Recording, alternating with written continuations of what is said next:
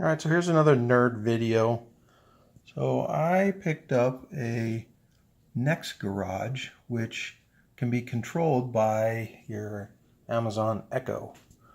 We've got sensors here, which you can see the LED blinking on and off when you open and close the garage door. There's the unit itself. I have it connected to my ohm meter. And when you have the Echo open and close the door, it essentially just presses the button. So I'm going to have my Echo close the garage door. Alexa, tell Nexx Garage to close the garage door.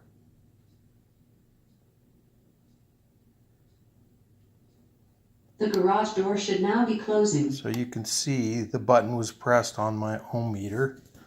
Now I'm going to bring this together. And Alexa, tell Nexx Garage to check the garage door.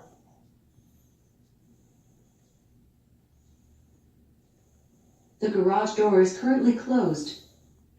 So now I'm going to go mount this thing and give it a try.